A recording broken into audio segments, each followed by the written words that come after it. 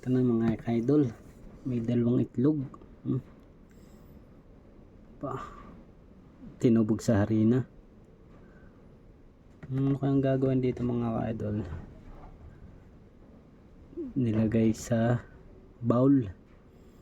O tapos hinugasan ng itlog na may harina mga ka-idol. Ano na yan? Tapos nilagay sa garapon.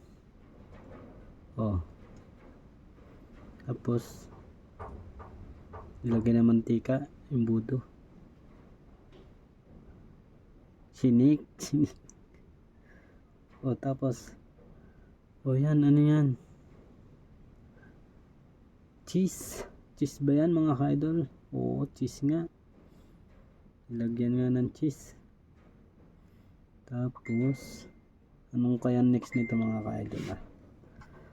Sinala. Sinala ang cheese. Tinding lupit. Yan. Cookies naman. Ano kaya naman gagawin nito sa cookies? Ilagay ang palaman sa mangkok. Tapos bilis ilagay sa plastic.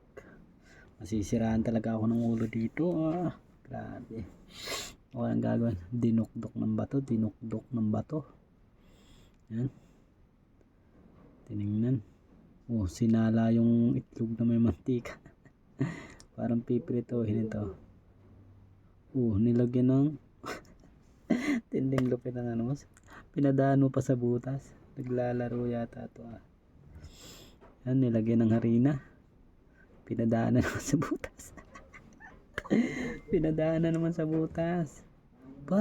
Nabuo Di na pinakita, nabuo. Bote, tapos anong gagawin sa bote? Pinutol. Yan, binutasan. Sobra talaga matalino to. Ano kang gagawin dito mga ka-idol sa bote nito? Yun, yung niluto niya. Pinatigas na, nilagay yun pala yung kaninang itlog na may mantika. Minarinade na. Lagay sa plastic. Tapos ang daming proseso talaga ng pagluluto nito. Yung pala ang gagawin niya, design. Nga naman, matalino mga ka-idol. Tapos parang masarap yan. Chocolate ba yan? Ang galing pinirito. Ba't pinirito?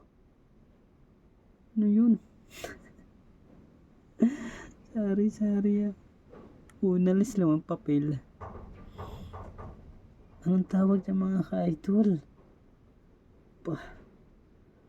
Lagyan ng sukal ba yan? Parang masarap din naman. Okay din naman. Okay. Wow, yummy.